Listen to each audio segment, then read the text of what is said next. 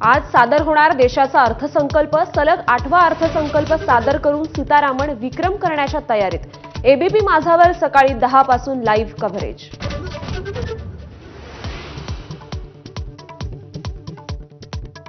अर्थसंकल्पातून जनतेला मोठ्या अपेक्षा, मध्यमवर्गीयांसाठी करात सूट जाहीर होण्याची शक्यता, दिलासा मिळणार का याची उत्सुकता।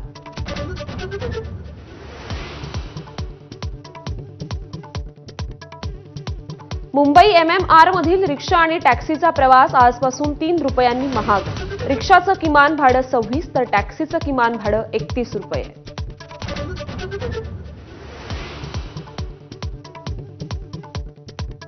आता जोडायची वेळ आहे। एबीपी माझाच्या मुलाखतीत संजय शिरसाटांचं मोठं वक्तव्य, तर संधी मिळाल्यास उद्धव ठाकरे आणि एकनाथ शिंदेंना एकत्र आणण्यासाठी प्रयत्न करणार असल्याची स्पष्टोक्ती।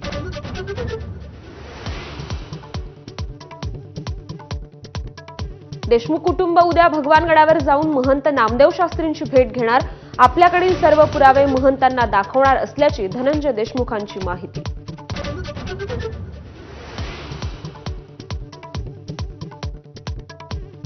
धनंजय मुंडे गुन्हेगार नाहीत याची 100% खात्री।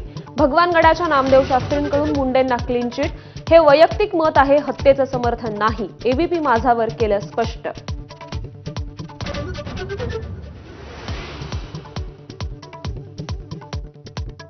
काँग्रेसचे प्रदेशाध्यक्ष नाना पटोलेंनी केलेल्या नियुक्तीला रमेश चन्नीथलांकडून स्थगिती। एआयसीसीच्या परवानगीशिवाय नांदेड आणि नवी मुंबई जिल्हाध्यक्षांच्या परस्पर नियुक्ती केल्यानं निर्णय।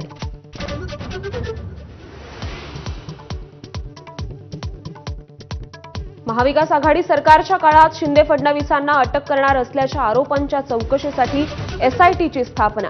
सत्यनारायण चौधरींच्या अध्यक्षतेखाली एसआयटी।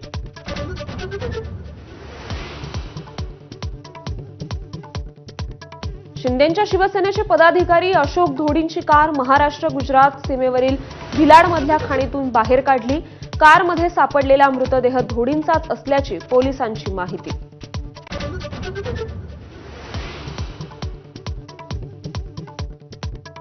चौथ्या T20 सामन्यात इंग्लंडचा पराभव करून भारताची मालिकेत 3-1 अशी विजयी आघाडी। शिवम दुबे आणि हार्दिक पांड्याची शानदार अर्धशतकं।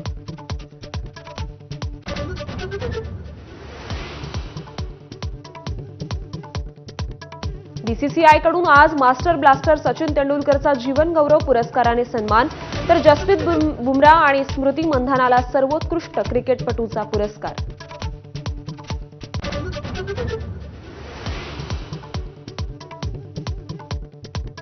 राज्यभरात माघी गणेशोत्सवाचा उत्साह। गणेश मंदिरात दर्शनासाठी रांगा, मंदिरांना फुलांची आकर्षक सजावट।